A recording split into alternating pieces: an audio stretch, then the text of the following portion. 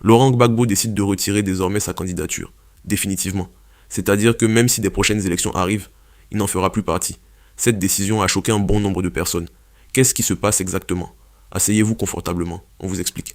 L'ancien président Laurent Gbagbo vient de prendre une décision qui va faire trembler toute la scène politique ivoirienne. Ce que vous allez lire dans les lignes qui suivent est proprement stupéfiant. Prenez le temps de digérer chaque mot, parce que la situation est d'une gravité sans précédent. Un homme qui a passé des décennies à se battre, à souffrir, à résister, à survivre à l'exil, à la prison de la Haye, à l'humiliation internationale, vient de poser son stylo sur la table et de dire « c'est terminé, je ne me bats plus ». Laurent Gbagbo n'est pas un homme ordinaire, c'est un combattant politique né dans les entrailles de la lutte ivoirienne. Un homme qui a connu les geôles, les coups, la trahison, l'abandon et la gloire. Un homme qui a tenu tête à des puissances occidentales, qui a regardé l'armée française dans les yeux, sans scier. Un homme qui, après avoir été traîné devant la Cour pénale internationale comme un criminel de guerre, en est sorti la tête haute, acquitté, libre, digne. Et cet homme-là vient d'annoncer qu'il se retire, qu'il abandonne la course, qu'il lâche le flambeau. Pour comprendre le poids de cette décision, il faut remonter dans le temps. Il faut comprendre le contexte brûlant dans lequel cette démission politique s'inscrit. Il faut comprendre ce que signifie cette retraite dans un pays où les passions politiques sont aussi vives que les flammes d'un feu de brousse en saison sèche. Tout commence avec Alassane Ouattara. Voilà un homme qui était censé avoir terminé ses mandats. Voilà un homme qui, selon la constitution ivoirienne, n'avait plus aucune légitimité légale à occuper le fauteuil présidentiel. Les textes étaient clairs, les règles étaient écrites noir sur blanc. Le peuple ivoirien pensait que la démocratie, fragile certes, mais réelle, allait enfin parler, que le temps du respect institutionnel était venu, que la fin du règne d'Ouattara était inévitable et imminente. Mais non, Alassane Ouattara a décidé de passer outre. Il a décidé, avec une audace qui laisse les juristes bouche bée et les défenseurs de la Constitution sans voix, de forcer un nouveau mandat, de se présenter une fois de plus, de violer ouvertement, délibérément et sans le moindre embarras la Constitution de la République de Côte d'Ivoire. Une Constitution qui était pourtant censée être le socle intouchable de l'état de droit. Une Constitution qui était censée protéger le peuple ivoirien contre les excès du pouvoir. Une Constitution que lui-même avait contribué à rédiger et à imposer. Mais dans les régimes où le pouvoir est concentré dans les mains d'un seul homme, la Constitution devient un accessoire, un document pratique quand ça arrange, et un obstacle gênant qu'on contourne quand ça dérange. Et c'est exactement ce qui s'est passé. Le mandat a été forcé, le trône a été conservé, et la Côte d'Ivoire a regardé, impuissante, cette violation constitutionnelle se consommer sous ses yeux. Pendant tout ce temps, Laurent Gbagbo attendait. Il attendait avec une confiance presque mystique en son destin. Il était convaincu que le peuple finirait par se réveiller, que la communauté internationale finirait par ouvrir les yeux, que le droit finirait par triompher. Et cette conviction, loin d'être naïve, était alimentée par des années de résistance, par une légitimité historique que personne ne pouvait lui arracher. Il avait survécu à trop de choses pour douter de son étoile. Les partisans de Gbagbo, les fameux pro-Gbagbo, vivaient eux aussi dans cette attente. Une attente fébrile, électrique, presque religieuse. Pour eux, chaque élection était une nouvelle chance. Chaque scrutin était une occasion de revanche. Ils refusaient de baisser les bras. Ils refusaient d'abandonner leur leader. Ils refusaient de croire que l'histoire pouvait se terminer ainsi, dans l'injustice et l'impunité d'Ouattara.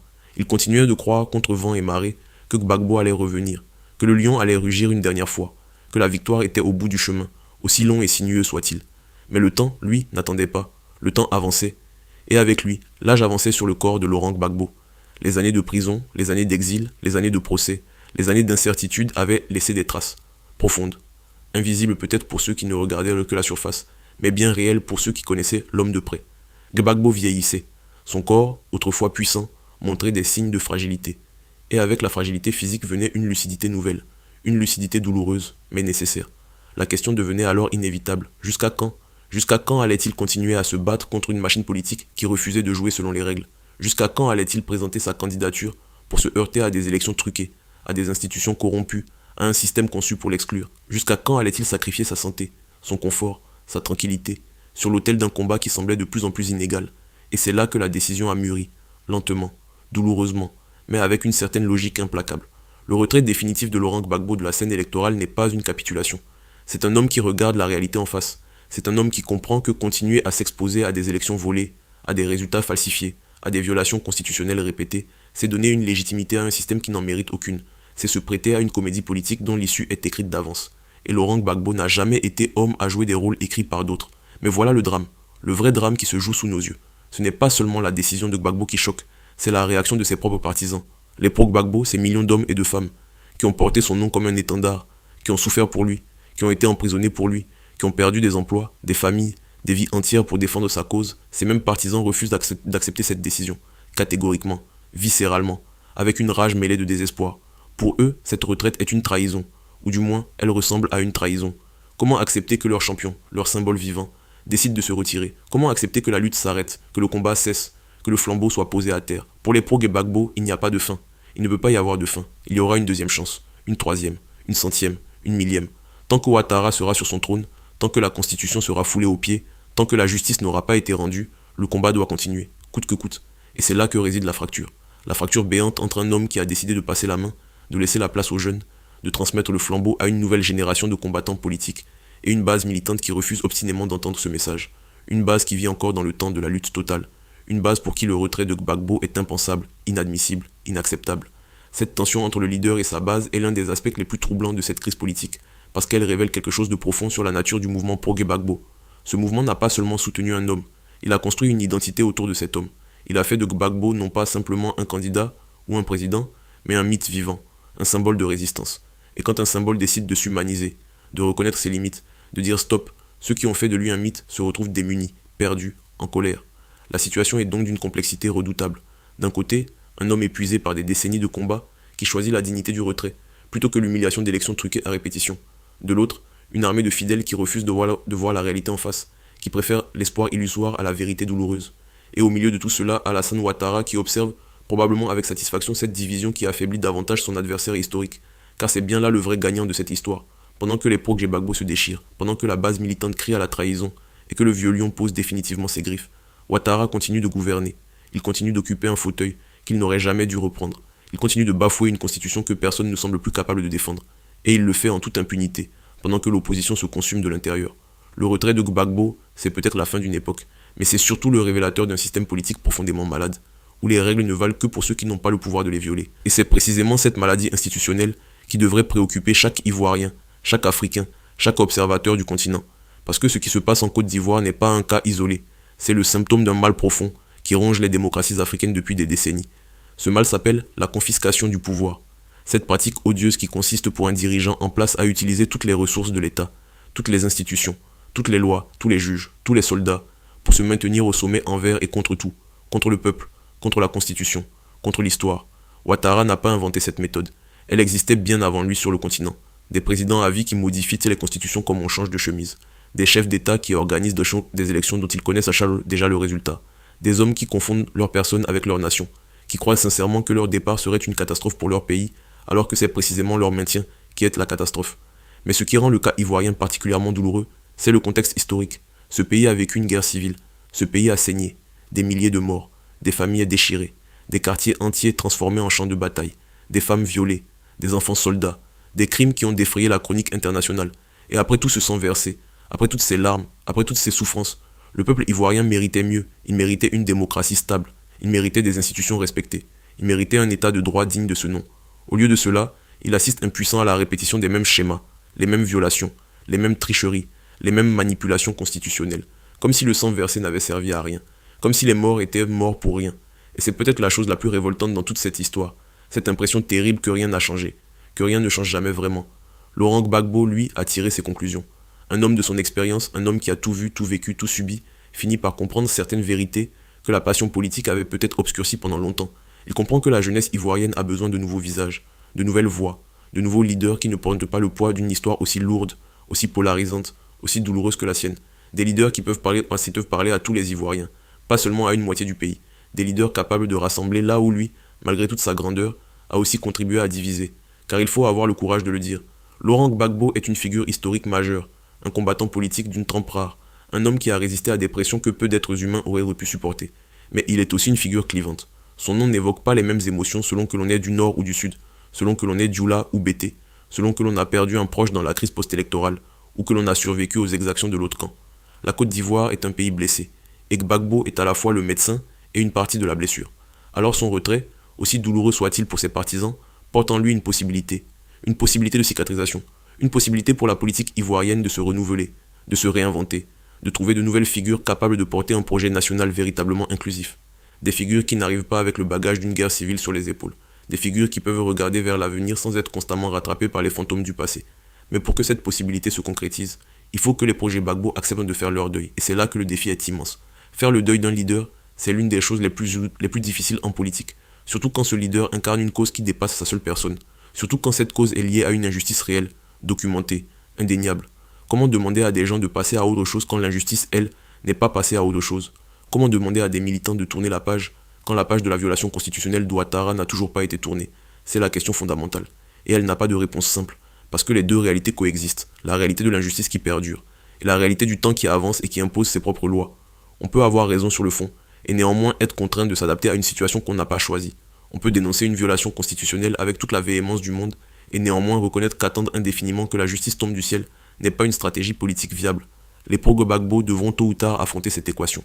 Ils devront choisir entre rester figés dans une posture de résistance symbolique autour d'un leader qui a lui-même décidé de se retirer, ou canaliser leur énergie militante vers de nouveaux combats, de nouveaux candidats, de nouvelles batailles politiques. Ce n'est pas abandonner Gbagbo que de continuer le combat sans lui.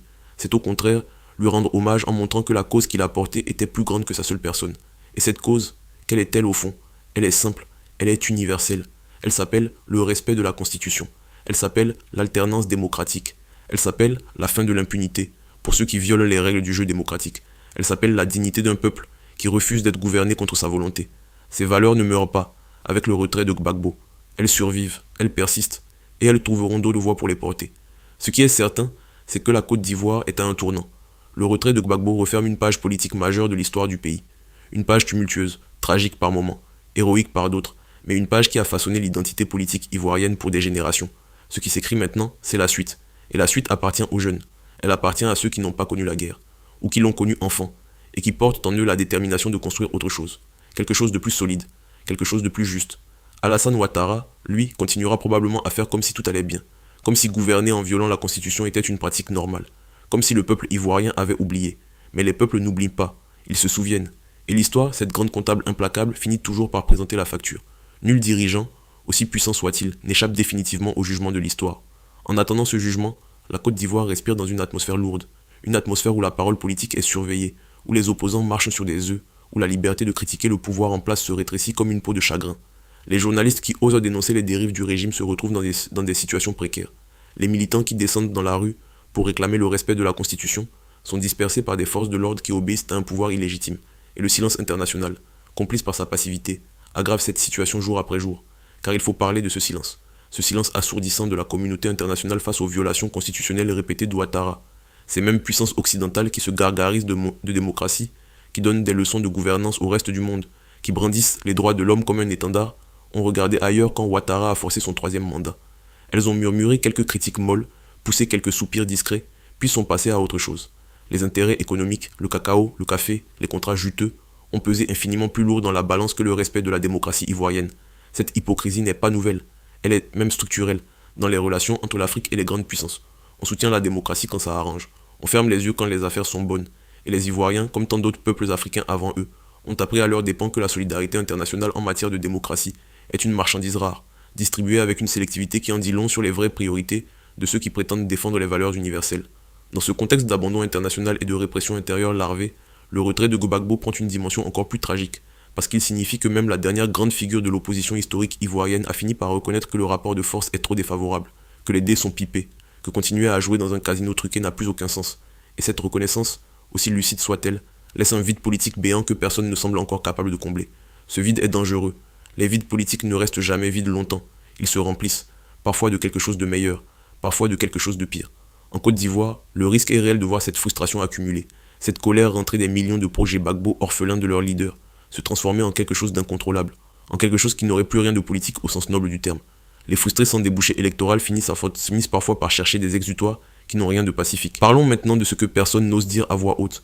Parlons de la vérité que les diplomates chuchotent dans les couloirs, mais que les médias mainstream refusent d'écrire en gros titres. Parlons d'Alassane Ouattara, vraiment, sans détour, sans les gants de velours que l'on met habituellement quand on évoque un chef d'État en exercice. Alassane Ouattara a tort, profondément tort, non pas tort dans le sens banal du terme, non pas tort comme quelqu'un qui aurait fait une erreur de calcul ou mal évalué une situation. Tort dans le sens moral, historique, constitutionnel et humain du terme. Tort d'une manière qui laissera une tache indélébile sur son héritage. Tort d'une façon qui, au-delà des discours officiels et des applaudissements de façade, ronge la légitimité de tout ce qu'il a construit. Commençons par le commencement. Alassane Ouattara est arrivé au pouvoir sur le dos d'une crise électorale qui a coûté la vie à des milliers d'Ivoiriens. Des milliers, pas des chiffres abstraits, des pères de famille, des mères, des jeunes, des vieillards, des corps dans les rues d'Abidjan, des quartiers entiers transformés en zone de guerre. Une nation en larmes. Et c'est sur ces larmes-là, sur ce sang-là, qu'il a posé le socle de son pouvoir. Cela ne s'efface pas, cela ne se dissout pas dans les discours de réconciliation nationale. Cela reste, gravé dans la mémoire collective d'un peuple. Mais admettons, pour un instant, que l'on accepte le récit officiel. Admettons que sa victoire de ce moment-là était légitime. Admettons que les institutions internationales qui ont validé son arrivée au pouvoir avaient raison. Même dans ce cas, même en acceptant toutes ces prémices favorables, il reste une vérité incontournable, une vérité que même ses plus ardents défenseurs ne peuvent pas nier sans mentir effrontément. La constitution ivoirienne fixait une limite, 2 mandats, 2 et pas 3. C'est écrit, c'est clair, c'est sans ambiguïté. Et Ouattara le savait mieux que quiconque puisque c'est sous son régime, avec ses juristes, dans son contexte politique, que cette constitution a été pensée et appliquée. Il connaissait les règles, il les a lui-même utilisées quand elles servaient à ses intérêts, et quand ces mêmes règles ont commencé à le gêner, quand elles ont commencé à sonner l'heure de son départ, il les a tout simplement jetées à la poubelle. La manœuvre utilisée pour justifier ce 3e mandat est d'une mauvaise foi, qui confond l'entendement. L'argument avancé par ses juristes à la solde était le suivant. La nouvelle constitution adoptée sous sa présidence remettait le compteur à 0. Ses mandats précédents ne comptaient plus. Il repartait donc de 0. Il avait le droit de se présenter comme si c'était la première fois, comme s'il était un nouveau candidat vierge de tout passé. Cet argument est juridiquement contestable, moralement indéfendable et politiquement indécent. Tout juriste sérieux, tout constitutionnaliste digne de ce nom, sait que l'esprit d'une limite de mandat ne peut pas être contourné par une manipulation textuelle aussi grossière. La limitation des mandats existe pour une raison précise. Empêcher la concentration du pouvoir dans les mains d'une seule personne pendant une durée excessive. Permettre à un président en exercice d'utiliser une nouvelle constitution qu'il a lui-même initiée pour effacer son propre passé présidentiel, c'est exactement le type de dérive que ces limitations sont censées prévenir. Mais le plus douloureux dans cette affaire, ce n'est même pas la violation juridique en elle-même, c'est ce qu'elle révèle sur l'état d'esprit d'un homme. C'est ce qu'elle dit sur la vision qu'Alassane Ouattara a de la Côte d'Ivoire et de son peuple.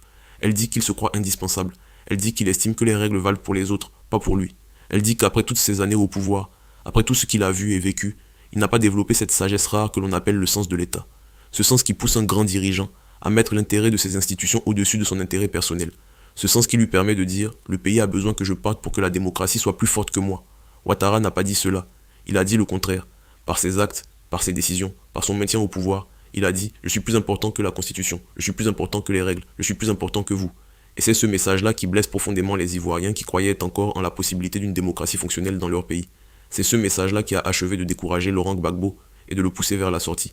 Parce que comment se battre contre un système qui refuse de jouer selon les règles qu'il a lui-même édictées? Comment maintenir sa candidature quand l'adversaire a décidé que les élections n'étaient qu'une formalité destinée à confirmer ce qui est déjà décidé d'avance? Il faut aussi parler de l'économie, parce que c'est souvent l'argument ultime des défenseurs de Ouattara. La Côte d'Ivoire a connu une croissance économique. Les routes ont été construites, des infrastructures ont été développées. Abidjan brille de nouveaux immeubles et de nouvelles artères. Et donc, selon cette logique, les entorses à la démocratie seraient acceptables en échange du développement économique. Cet argument est non seulement faux dans ses prémices, mais dangereux dans ses implications. D'abord parce que la croissance économique ivoirienne, réelle dans certains secteurs, n'a pas profité équitablement à tous les Ivoiriens. Les inégalités restent criantes.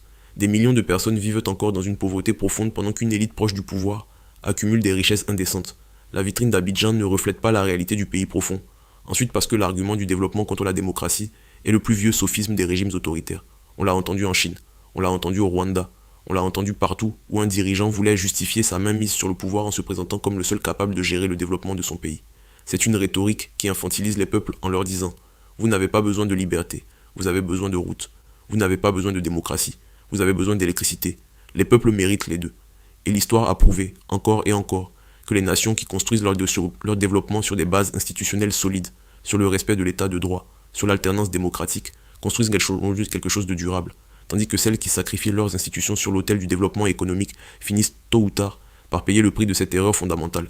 Alassane Ouattara laissera donc derrière lui un héritage profondément ambigu, des routes et des ponts d'un côté, une constitution bafouée et une démocratie affaiblie de l'autre, des chiffres de croissance impressionnants sur le papier, et une fracture politique et sociale qui n'a jamais vraiment été guérie depuis la crise post-électorale. Un pays qui brille en surface et qui saigne en profondeur. C'est cela, le vrai bilan. C'est cela, la vérité que l'histoire retiendra quand la poussière sera retombée, et que les discours officiels auront été rangés dans les tiroirs. Et pendant que cette vérité mûrit lentement dans la conscience collective ivoirienne, Laurent Gbagbo s'en va. Il pose son épée, non pas vaincu, non pas brisé, mais épuisé d'un combat que les règles du jeu rendaient impossible à gagner. Et dans ce geste de retrait, il y a peut-être plus de dignité que dans toutes les victoires électorales obtenues par la force et la manipulation.